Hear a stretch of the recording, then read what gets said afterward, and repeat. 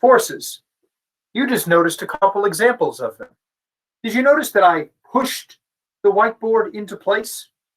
Then I pushed down on this little button in the middle. Then I pulled down on the top of the whiteboard to reveal the word.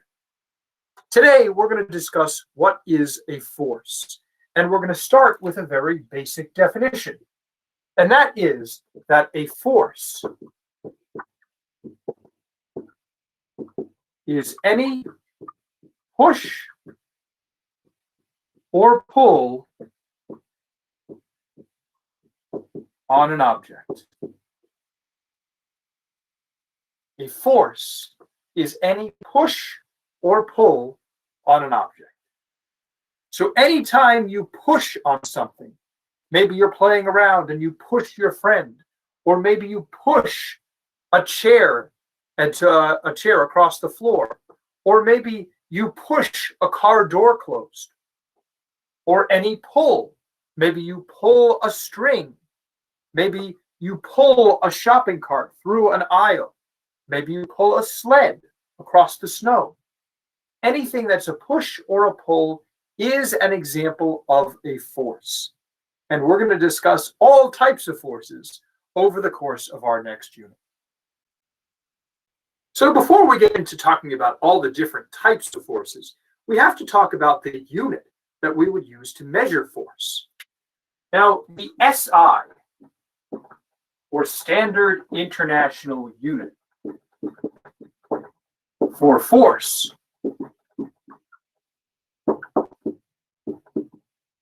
is the Newton, abbreviated as a capital N.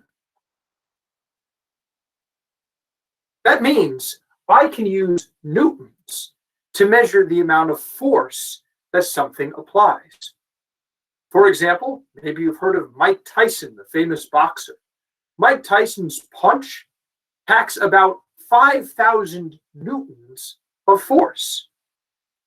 Whereas something really small, like if I pull a zipper closed on my jacket, pulling a zipper is only about 2 newtons worth of force. Very different amounts of force, but yet they are both examples of pushes or pulls and should both be considered forces, even though they have very different magnitudes or amounts. Now, some scientists like to abbreviate newtons a different way. In fact, the unit newtons was not around for a very long time. And that's because scientists use this unit to measure force. They use the unit of kilograms times meters per second squared. That might seem really strange, but here's why they use that. Kilograms was for mass, meters per second squared was for acceleration. And scientists at the time said, hey, any force is going to cause a mass or any object to accelerate.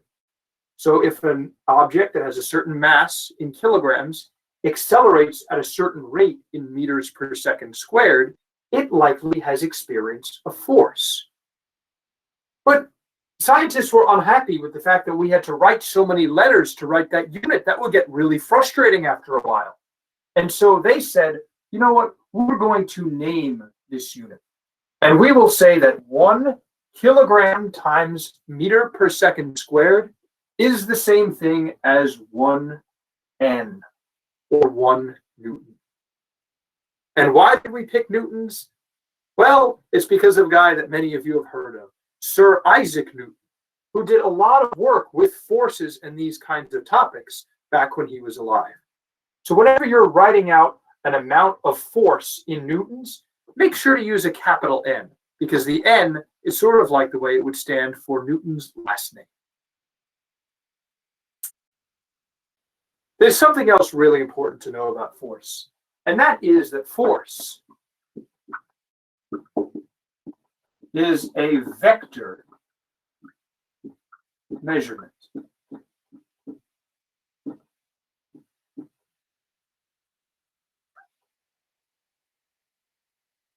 What do we mean by a vector measurement? Well, if you think back to a couple units ago, we talked about how vectors were any kind of measurement that had magnitude and direction. And in other words, a vector could be represented by an arrow. And so this means that force could be represented by an arrow. So for example, when I was pushing on the whiteboard, I may have used a force of 150 newtons to the right, which I could show with an arrow. Or maybe when I pushed down on the button in the middle, maybe I used a force of 10 newtons down. Or maybe when I pulled on the whiteboard, I pulled with a force of 35 newtons down.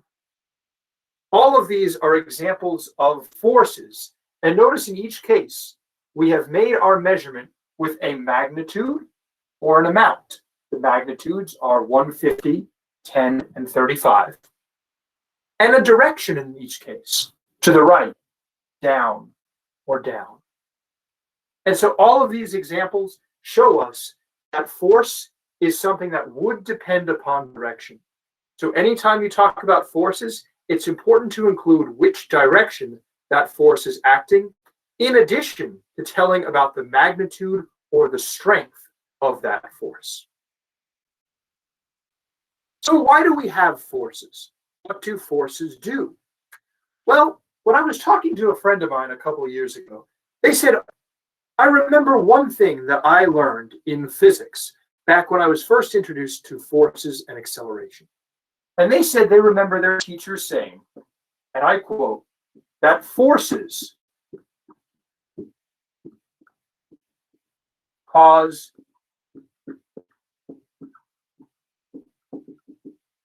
acceleration. Well, this statement is only partially true. And today we're going to explore why that is. Why is it only sometimes correct to say that forces cause acceleration? Let's check it out. Have a look now at the tab that I have shared with you on my screen. We're viewing a situation that might be very familiar to a lot of you. A simple game of tug of war with a wagon that's in the middle. And what I'm going to do is put people on either side of the wagon that are going to exert forces on the wagon because they are going to be pulling on it. And so we're going to focus on the acceleration of the wagon. So let's click on this box that will tell us the speed of the wagon. If the speed of the wagon changes, as you might remember from our last unit, then the wagon has accelerated. So let's start out by putting a medium-sized person on the left side. You will notice that they pull with a left force. And if I click values, it will tell me that the left force is equal to 100 newtons. Notice we have the magnitude of the force, 100 newtons, and the direction of the force, to the left. If I click go, you'll notice the person pulls, and the wagon begins to accelerate. The wagon is picking up speed until it is stopped by the brick. This is a really simple example, and obviously the person on the blue team won this tug of war because they weren't competing against anyone. Well, let's now return the wagon. We'll keep our speed in the middle here, but we're going to put somebody stronger on the right side. Let's put this large fellow on the red side. He can pull with a force of 150 newtons, so he can pull with more force. Now I'm going to click go once again. And this time you're going to notice that the wagon accelerates again. However, notice that the wagon is picking up speed more slowly this time. The forces didn't add together to cause the wagon to pick up speed more quickly. Instead, they sort of canceled out, which we'll talk about in a moment. Let me show you one more example as I return the wagon. Let's say I place a small person on the team with a medium person on the left side. Notice now the folks on the left are pulling with a force of 150 newtons. And the person on the right is also pulling with 150 newtons. Do you think this is going to cause the wagon to change its speed or accelerate? Let's take a look. If I click go, the wagon stays right where it is. It's not moving. And since the wagon is not changing its speed, we can also say that it is not accelerating. So remember that statement I had behind me before that said forces cause acceleration. Well, in the first two examples, those forces did cause the wagon to accelerate, but not anymore. In this example you're looking at, there are a couple different forces acting on the wagon, but these forces are not causing the wagon to accelerate. And that's because we give these forces a special name. We say that these forces are balanced, and balanced forces will not cause an object to accelerate when they act on it. Let me pause the simulation, and I'm going to add an extra smaller person to the right side. Now you'll notice I made the right side have 200 newtons, and the left side still only has 150. Now if I hit go, the wagon accelerates once again due to these forces. These forces are not balanced anymore. There was more force pulling to the right than there was to the left. So we say that when the forces on either side do not equal each other, that the forces are unbalanced. So we can make a pretty general rule about everything we just found. So we can make a general rule about what we just found. Here's the statement from my friend's teacher. Remember I said that this statement wasn't always true? That's because we need to add something to it. It's incorrect just to simply say that forces cause acceleration. We need to say that unbalanced forces cause acceleration. Because if the forces balance out, then the object is not going to accelerate. As you saw in the example, when the teams in the tug of war were pulling with equal forces on the opposite side. That caused no acceleration. But when the forces on each side were different, then we had unbalanced forces, and acceleration did happen for the wagon. So now let's take a look at an example on our whiteboard.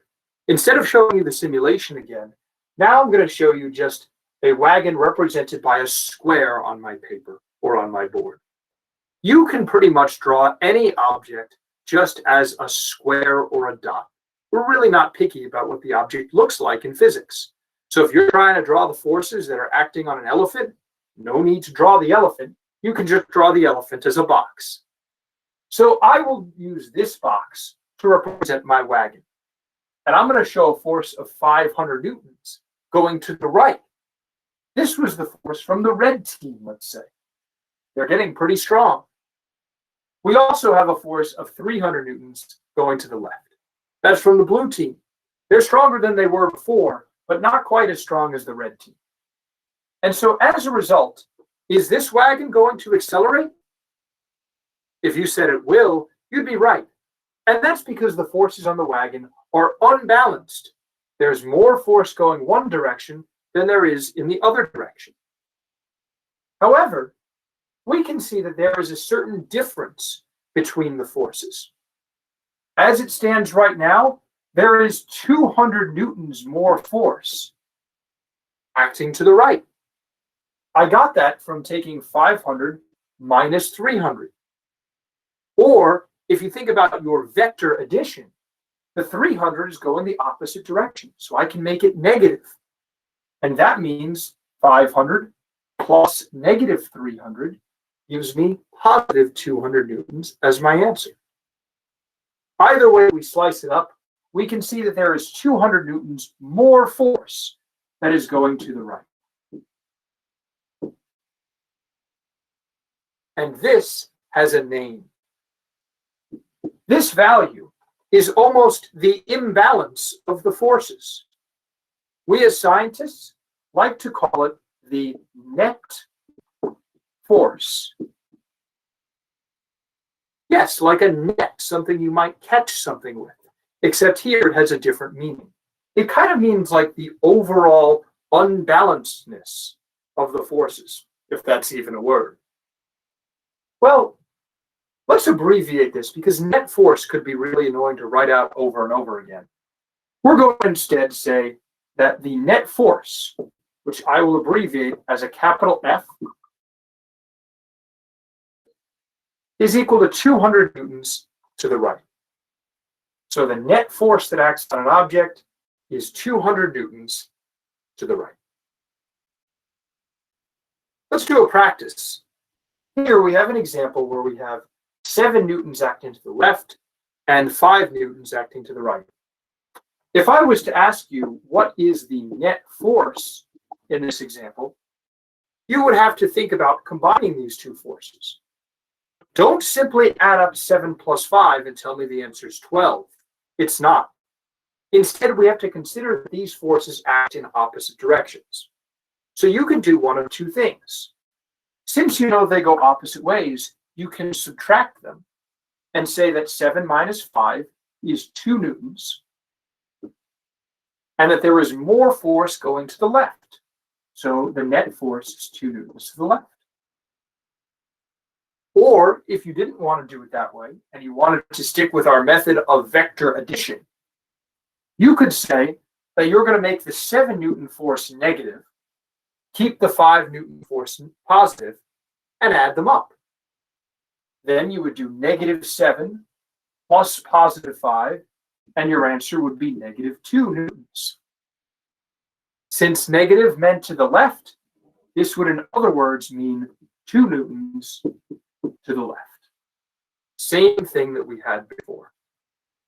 So either way you slice it, the net force is not the sum of these two numbers.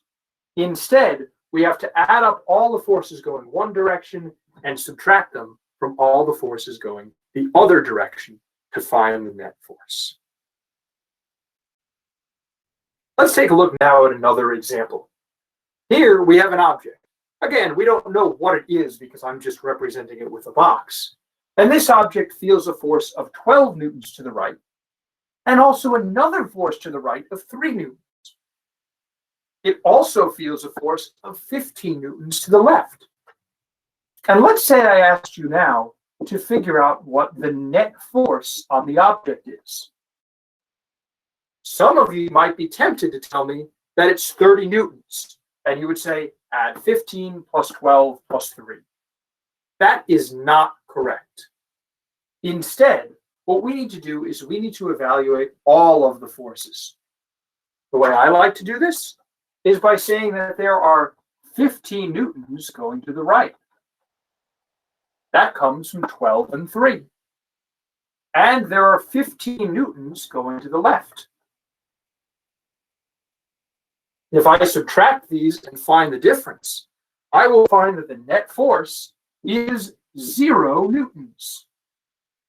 And I don't need to include a direction because there is no net force. If you were to do it my other method, by evaluating the positive and negative directions, that would work too. We can make 15 negative and keep 12 and 3 as positive. Negative 15 plus 12 plus 3 equals 0. 0 newtons is our net force. So in this example, the forces are balanced. There's an equal amount of force to the left as there is to the right. And if you remember from what we said earlier, we need unbalanced forces to cause acceleration. Since these forces are balanced, this object will not accelerate. Or in other words, it will not change its velocity based on the forces that are acting on it. Now I'm trying to trick you a little bit. Why? Notice now that there are forces acting in all 4 different directions on this object. I'm going to once again ask us to do the same thing and figure out what the net force on this object is. Well, where do we start? First, you might notice that I drew longer arrows to represent stronger forces. That's typically what physicists will do. I'm going to start in the left and right direction, or as some scientists like to call it, the x direction, because it looks like the x or flat axis of a graph.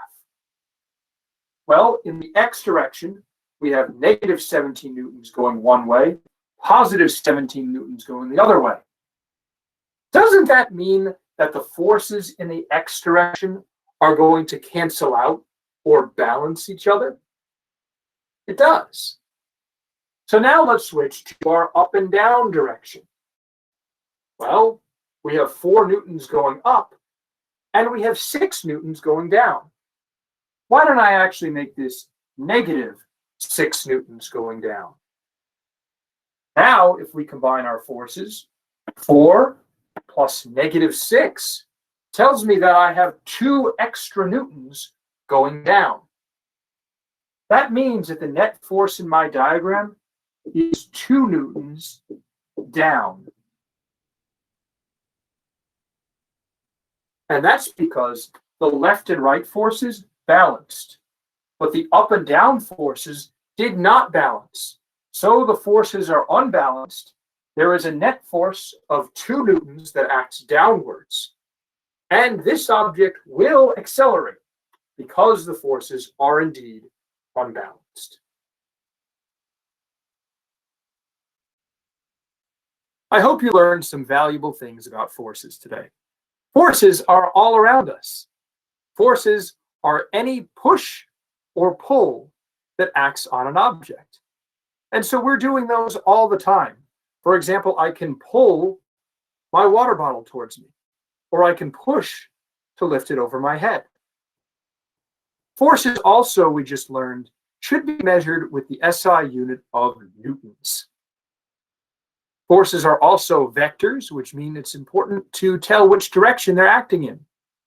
And that means that if there are a bunch of different forces acting on an object, we can evaluate the directions that those forces act in to determine if the object will accelerate or not.